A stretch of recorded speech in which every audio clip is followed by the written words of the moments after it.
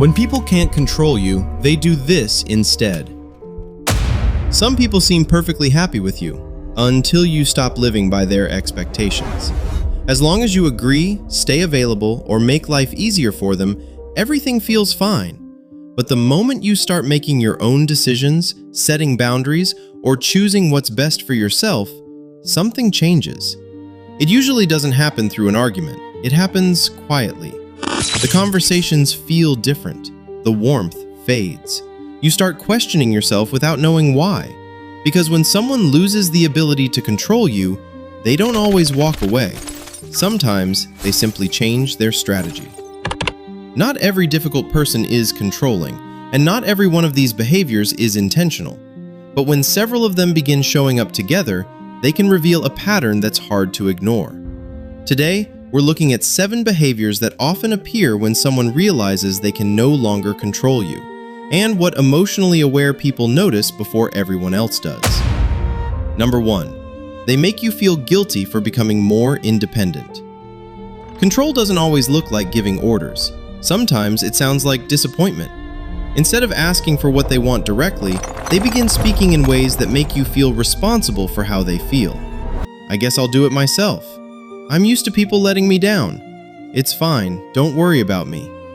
Nothing sounds openly demanding, but somehow, after every conversation, you feel like you've done something wrong. You said no to a request. You needed some time for yourself. You made a decision that was perfectly reasonable. Yet somehow, you end up apologizing. That's because guilt can become a powerful form of influence.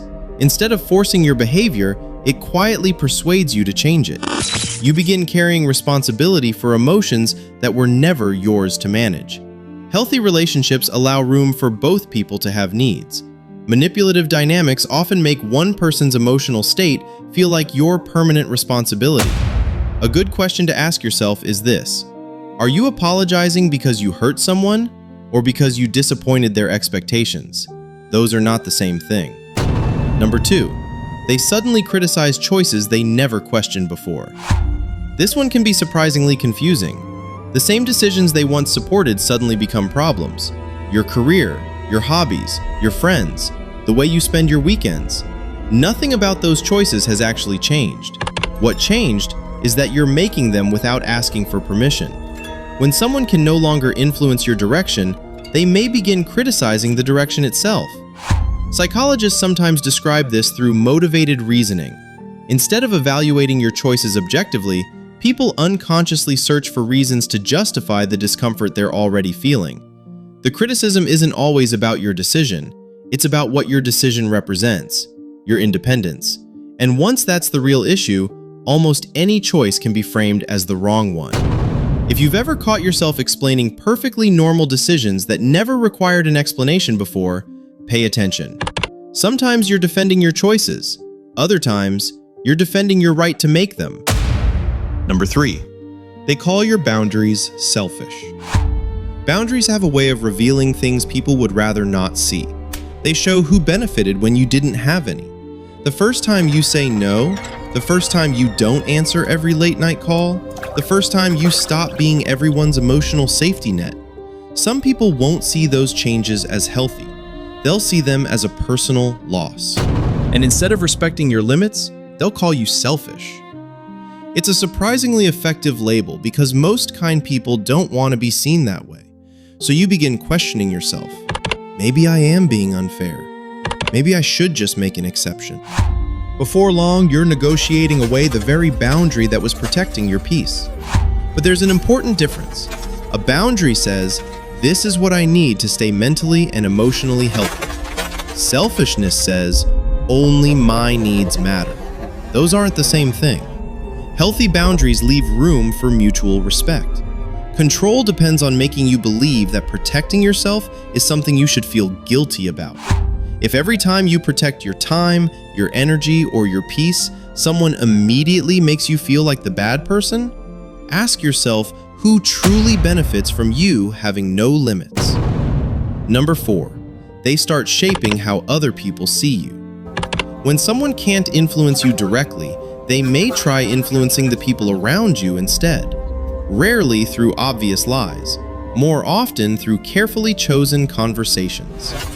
I'm just worried about them. They've changed so much lately. I don't even recognize them anymore. On the surface, those words sound caring, but underneath, they quietly plant doubt. Psychologists refer to this as triangulation, bringing other people into a conflict to create pressure, gain validation, or shape the narrative. The goal isn't always to destroy your reputation. Sometimes it's simply to make sure your version of the story is questioned before you even get the chance to tell it. Over time, you notice subtle changes. Friends seem distant. Conversations feel different. People begin treating you as though they know something you don't.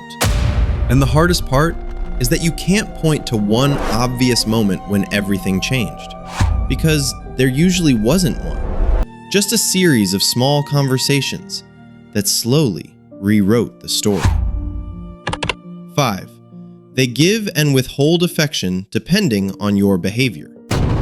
Not everyone uses kindness the same way. For emotionally healthy people, affection is an expression of care. For controlling people, it can become a reward system. Everything feels warm when you're agreeable. They're attentive, supportive, loving. But the moment you disagree, set a boundary, or make a decision they can't influence, that warmth suddenly disappears. The silence feels heavier. The conversations become colder. You find yourself wondering what you did wrong. And before long, you're changing your behavior. Not because you believe you're wrong, but because you miss the connection that used to be there. Psychologists call this intermittent reinforcement. It's the same principle that makes slot machines so addictive. When rewards become unpredictable, we often work even harder to earn them. The uncertainty keeps us emotionally invested. That's why this pattern can be so difficult to recognize. You're not chasing affection.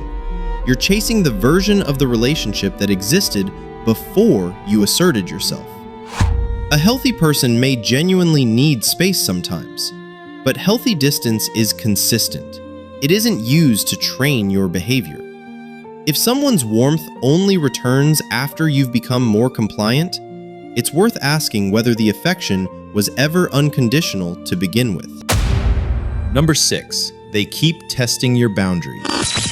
A boundary isn't truly tested the first time you set it. It's tested the second, the third, and sometimes the 10th. People who are used to having access to you don't always accept new limits immediately. Instead, they look for exceptions. They push a little, then a little more. Sometimes it's obvious. Other times, it's disguised as confusion. I didn't think this counted. I thought this would be different. I was just trying to help. Of course, misunderstandings happen in every relationship. But when someone repeatedly crosses the same line after you've clearly explained it, the pattern deserves your attention. Because each small exception teaches them something. It teaches them how much pressure it takes before you give in. And once a single boundary becomes negotiable, the next one usually becomes easier to challenge.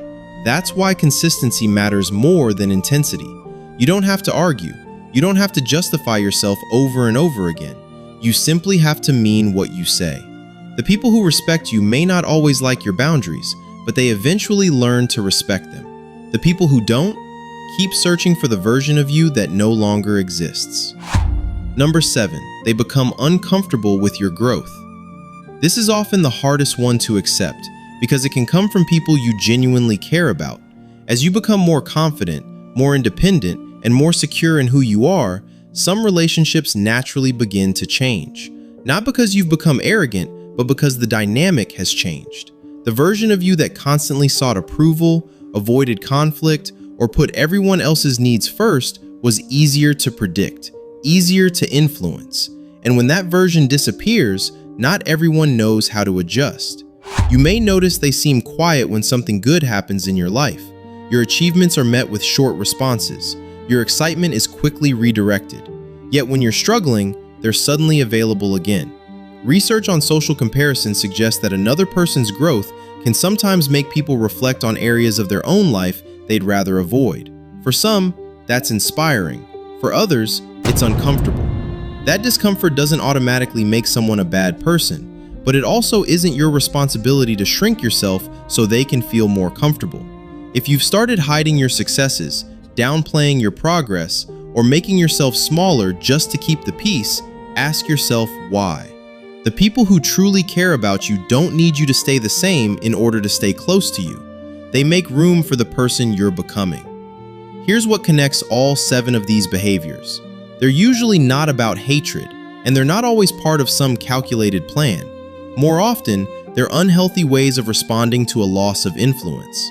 When someone has built a relationship around controlling your choices, your independence can feel like rejection, even when it isn't. That's why boundaries are so revealing. They don't create unhealthy relationships, they expose them. The people who genuinely respect you won't punish you for growing. They may need time to adjust. They may not agree with every decision you make, but they won't make you feel guilty for becoming your own person. And sometimes, one of the clearest signs that you're growing is realizing that not everyone will be comfortable with the new version of you. If this video made you look at certain relationships differently, share it with someone who might need to hear it too. And if you enjoy exploring the hidden psychology behind everyday behavior, subscribe to Behavior Unfolded. Because understanding people starts with recognizing the patterns they often don't even realize they're repeating.